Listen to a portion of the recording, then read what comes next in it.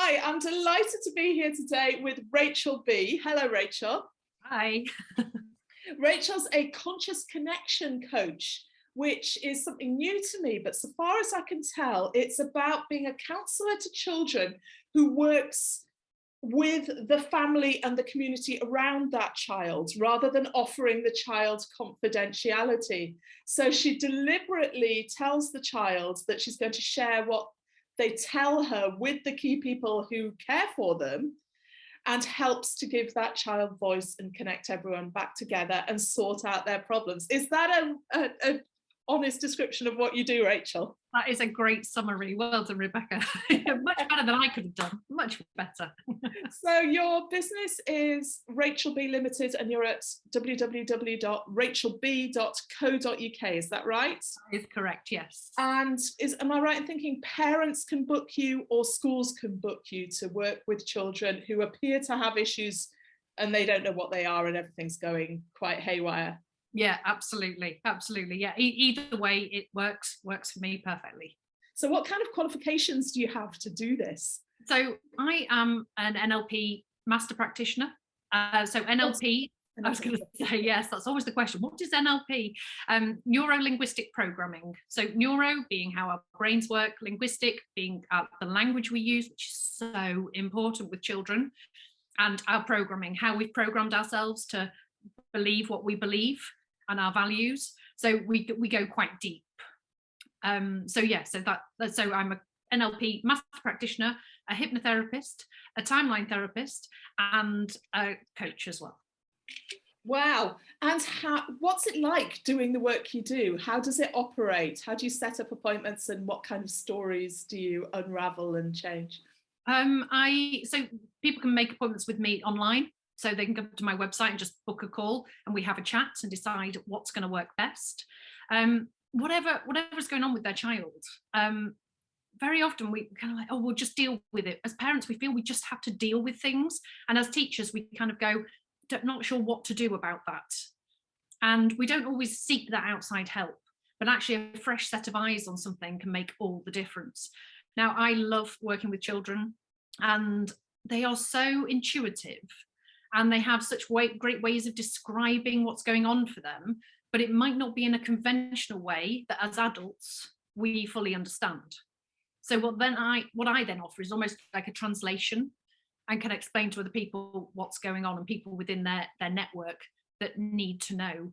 I worked with a boy once, and he's sitting there in the room with me, and he can't make eye contact with me. He's like looking everywhere else. He's busy messing and fiddling, and I just stopped and I just went, oh, what am I feeling right now? And I couldn't find a question to ask him, and I thought, what's that about? And I just sat for a moment and I thought, this is how his brain works. He doesn't know what's coming next. And so I said to him, I said, can I just stop you a second? I said, I think that I'm kind of feeling what you feel.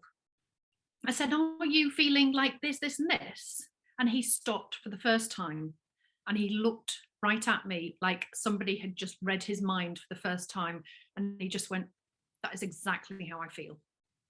And so it's all about kind of finding out. So not only do I get to sit with them and ask them the questions, and then saying things like, oh, I feel like I've got beetles running around in my tummy and they're moving really fast.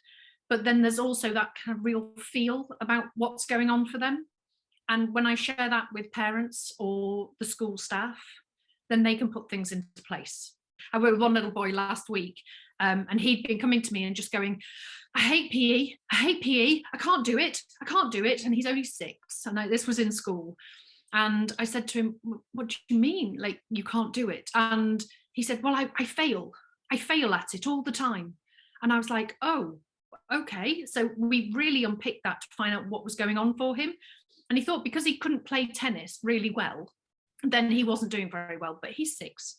So it's okay not to be able to play tennis really well at the age of 6.